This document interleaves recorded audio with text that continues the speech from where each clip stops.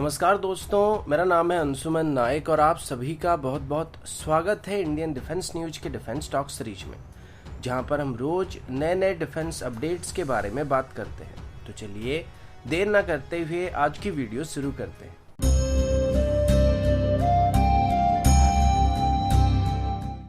आज की पहली अपडेट मझगांव डॉक लिमिटेड की तरफ से। अब मझगांव डॉक लिमिटेड के बारे में आप सभी पहले से ही जान चुके होंगे और इसके बारे में हम एक दो दिन पहले ही बात कर रहे थे, क्योंकि मझगांव डॉक लिमिटेड की तरफ से अभी नेवी के लिए आखिरी स्कॉर्पियन क्लास की सबमरीन यानी कि कलवरी क्लास की आखिरी सबमरीन को जल्द ही लॉन्च करने की बात की गई है। और इसी साल के अंदर ही मझगांव डॉक लिमिटेड की तरफ से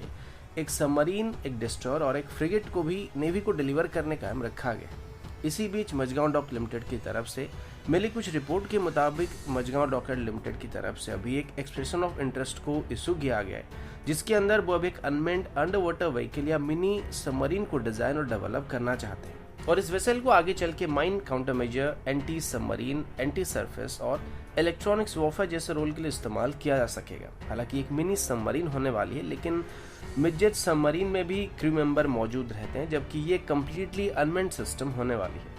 और इसे मझगांव डॉक लिमिटेड की तरफ से extra large unmanned undersea vehicle का नाम दिया जा रहा है, जिसे शॉर्ट में XLUV कहा जा रहा है। अब एक अनमेन्ड व्हीकल होगा, जिसका मतलब ये नहीं है कि इसको सिर्फ ह्यूमंस के द्वारा रिमोटली ऑपरेट किया जा सकता है, बल्कि इसमें AI सिस्टम का भी इस्तेमाल किया जाएगा, जिस वजह से ऑटोनोमसली ट्रांजिस्ट कर पाएगा, डिप्लॉयमेंट एरिया में जा सकेगा, वहां से बेस स्टेशन के साथ कम्युनिकेशन कर पाएगा या फिर जरूरत पड़ने पर दुश्मन के साथ एंगेज भी हो पाएगा और ये अपने आप ही अपने बेस पर वापस आ सकता है। अब इस XLUV की बात करें तो हम इसे मिनी सबमरीन तो कह सकते हैं, लेकिन ये बाकी किसी भी मिनी सबमरीन या मिडजेट सबमरीन के मुकाबले साइज में थोड़ा बड़ा होने वाला है और ये एक सिंगल फ्यूल मॉडल के साथ महीनों तक पानी के अंदर रह सकता है, जो कि आमतौर पर कोई भी मिडजेट सबमरीन नहीं कर सकता है। लेकिन अभी तक इंडियन नेवी की तरफ से ऐसे किसी भी व्हीकल को अपने सर्विस में शामिल करने के लिए कोई भी ऑफिशियल प्रपोजल को इशू नहीं किया गया,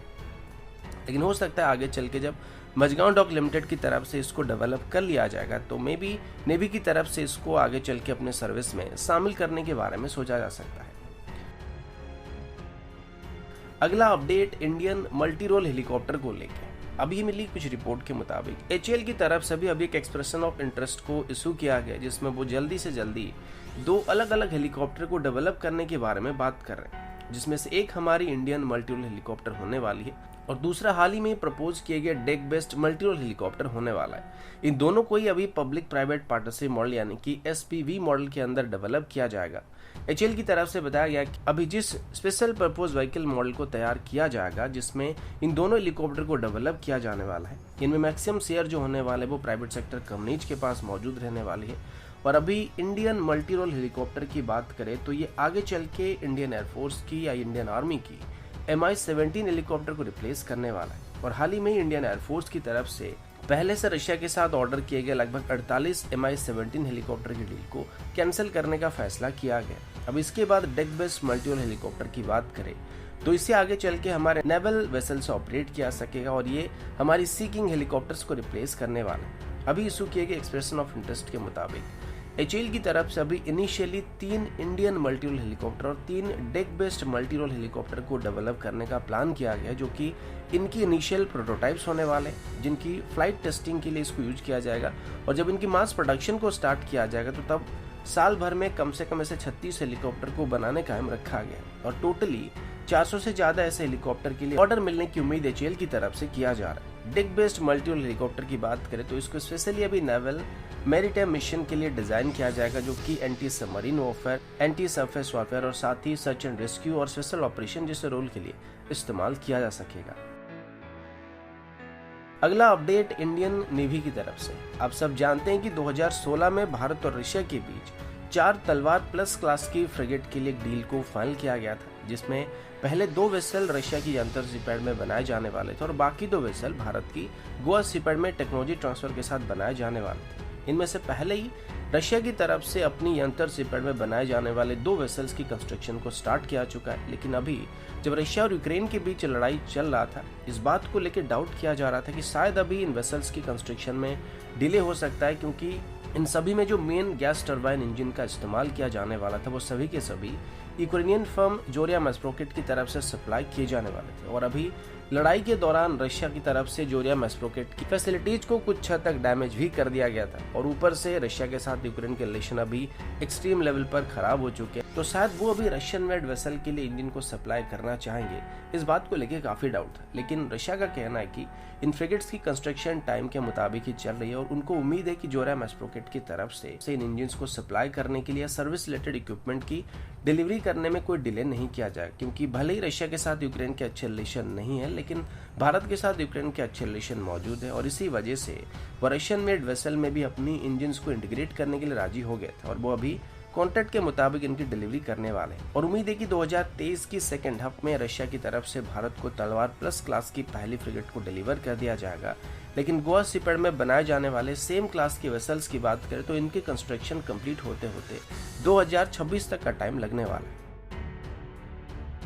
अगला अपडेट हमारी next chief of defence staff को लेकर। आप सब जानते हैं कि हमारे पहले चीफ ऑफ डिफेंस स्टाफ यानी कि जनरल बिपिन रावत जी के वीर गति को प्राप्त करने के बाद आज तक भारत की तरफ से अपनी next chief of defence staff को सिलेक्ट नहीं किया गया और अभी तक इसको लेके कोई भी फॉर्मल अनाउंसमेंट नहीं किया गया था। अब जैसे कि chief of defence staff concept पहली बार हमारी मिलिट्री में ऐड किया गया था, तो इसमें आगे चल के नेक्स्ट सीडीएस के तौर पर सिलेक्ट करने के लिए एक प्रॉपर प्रोसीडियर को तैयार करने की कोशिश की जा रही थी। अभी बताया गया कि जल्दी ही हमारे next chief of defence staff के लिए सिलेक्ट किए जाने वाले ऑफिसर्स के नाम को अनाउंस कर दिया जाएगा। अब इसमें किसको सिलेक्ट किया जाएगा ये बहुत ही बड़ा सवाल था, क्योंकि अभी इसमें कई नाम आ सकते हैं, जिसमें सबसे पहले नंबर पर हमारे वर्तमान के army chief general M Naravane का नाम आ सकता है और उनकी सर्विस को एक्सटेंड करते हुए उनको next chief of defence staff के तौर पर उनको अपॉइंट किया जा सकता है। लेकिन अभी next chief of defence staff को सिलेक्ट करने की गाइडलाइंस में कुछ और भी क्लैरिटी सामने आई है और रिपोर्ट के मुताबिक अभी इसमें लेफ्टिनेंट जनरल रैंक और उसी स्टैंडर्ड की इक्विवेलेंट रैंक के ऑफिसर्स को आगे चल के